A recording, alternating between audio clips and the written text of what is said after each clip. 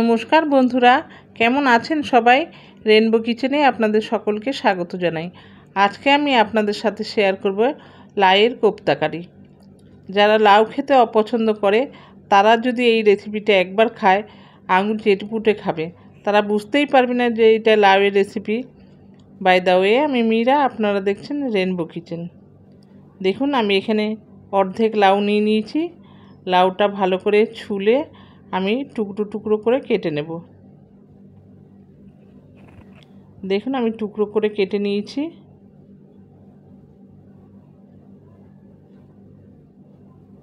এবার এই লাউ টুকরোগুলো আমি গ্রেট করে নেব। আমার রেসিপিটি যদি আপনাদের ভালো লাগে তাহলে লাইক, কমেন্ট, শেয়ার করবেন। আর নতুন বন্ধুদের বলছি, প্লিজ সাবস্ক্রাইব করে আমার পাশে থাকবেন। পাশের বেল আইকনটিও ক্লিক করে দেবেন, তাহলে সমস্ত ভিডিও নোটিফিকেশান আপনাদের কাছে পৌঁছে যাবে সবার আগে। আর পুরনো বন্ধুদের অনেক অনেক ধন্যবাদ আমার পাশে থাকার জন্য। দেখুন, সমস্ত লাউগুলো আমি গ্রেট করে নিয়েছি। কত জল উঠেছে। এবার আমি এর মধ্যে একটু লবণ মেখে 10 মিনিট রেখে দেব, তাহলে যা জল আছে পুরোটাই বেরিয়ে যাবে।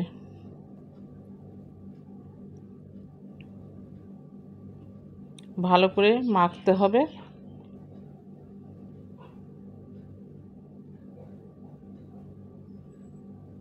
এবার আমি এক সাইডে রেখে দিয়েছি। আর নিয়েছি ধনেপাতা কুচি, কাঁচা লঙ্কা কুচি, আর গ্রেট করে রেখেছি এখানে 2খানা বড় সাইজের পেঁয়াজ।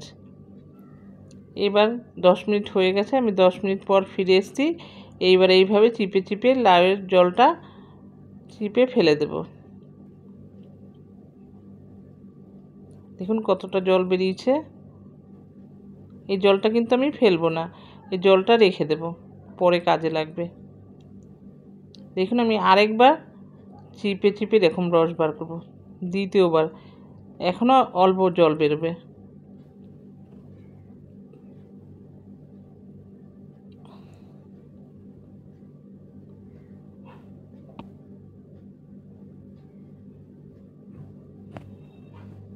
এই রেসিপিটা খেতে দারুণ লাগে, আপনারা বুঝতেই পারবেন না যে এটা লাউ রেসিপি।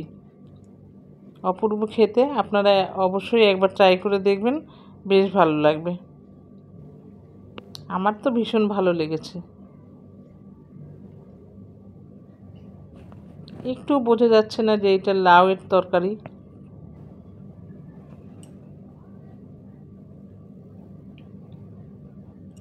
দেখুন, সমস্ত লাউটা আমি আবারও চিপে ফেললাম, এতটা জল বেরিয়েছে আবার। এবার আমি লাউটা নিয়ে নিয়েছি, তার মধ্যে দিয়ে দিলাম কাঁচা লঙ্কা কুচি। লাউতে কিন্তু বেশি ঝাল ভালো লাগে না, অল্প করেই ঝাল দেব। আর দিয়েছি গ্রেট করে রেখেছি যে পেঁয়াজটা, সেটা। আর দেবো ধনেপাতা কুচি। এবার দিয়ে দিলাম হলুদ গুঁড়ো,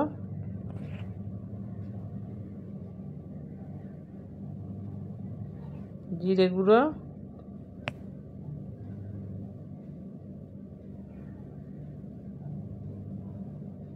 অল্প করে লবণ দেব, কারণ আমি লাউতে কিন্তু লবণ মেখে রেখেছিলাম।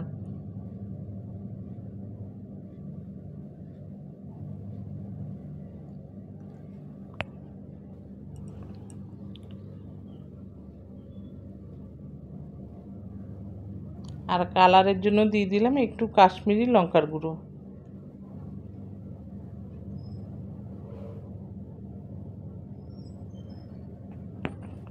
এবার বাইন্ডিংয়ের জন্য আমি বেসন দিয়ে দিলাম এখানে 3 চামচ। লাগলে আমি আবার পরে দেব।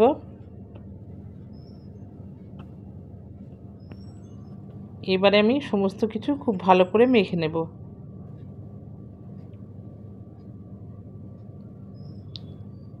দেখুন, সমস্ত কিছু মেখে এরকম গোল গোল বলের আকারে আমি তৈরি করে নিয়েছি। এবার একটা কড়াইতে সাদা তেল বসিয়েছি, তেলটা খুব ভালো করে গরম হয়ে গেছে। এবার আমি কোপ্তাগুলো আস্তে আস্তে ছেড়ে দেব। আমি কিন্তু সবগুলো একবারে ভাজবো না, তাহলে ভেঙে যাবে। আমি দুবারে ভেজে নেব সমস্ত কোপ্তাগুলো। দেখুন, ভাজা হয়ে গেছে। এবার আমি তুলে নিলাম। বাকি কোপ্তাগুলো আমি এইভাবেই ভেজে নেব। দেখুন সমস্ত কোপ্তা ভাজা হয়ে গেছে। এবার একটু তেল কমিয়ে রাখলাম, কারণ অতটা তেল লাগবে না।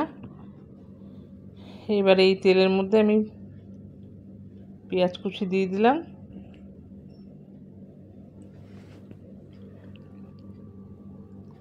পেঁয়াজটা একটু হালকা করে ভেজে নেব। তারপর দিয়ে দিলাম একটা তেজপাতা।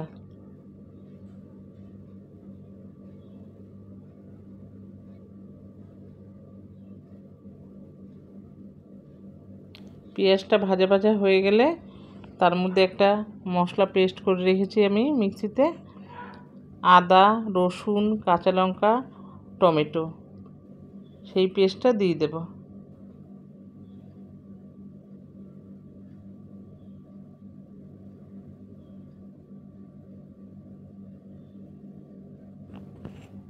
দিয়ে সমস্ত কিছু খুব ভালো করে কষিয়ে নেব।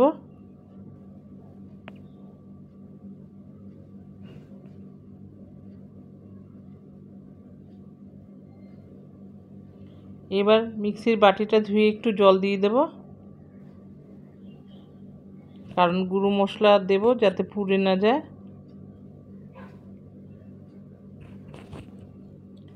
এবার আমি দিয়ে দেব গুঁড়ো মশলা, 1 চামচ হলুদ গুঁড়ো, কাশ্মীরি লঙ্কার গুঁড়ো,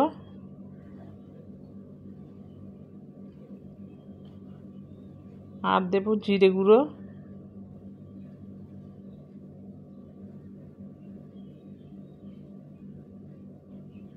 খুব ভালো করে কষিয়ে নেব।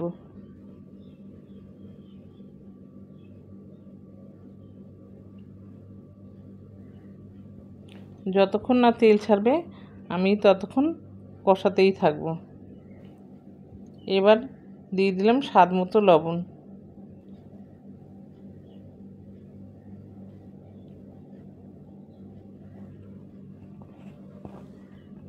দেখুন মশলা কষানো হয়ে গেছে, মশলা থেকে তেল ছেড়ে দিয়েছে।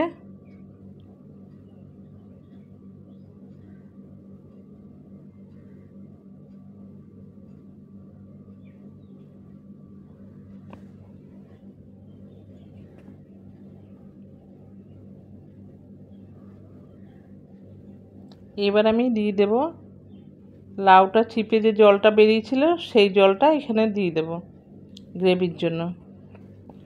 যতটুকু প্রয়োজন ততটাই দেব, খুব বেশি কিন্তু দেব না। ভালো করে নেড়ে চেড়ে এবার ফুটতে দেব।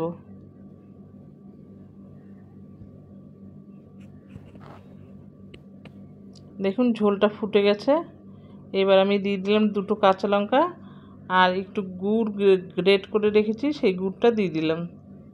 একটু নিরামিষ তরকারি তো একটু মিষ্টি মিষ্টি হলে খেতে ভালো লাগবে।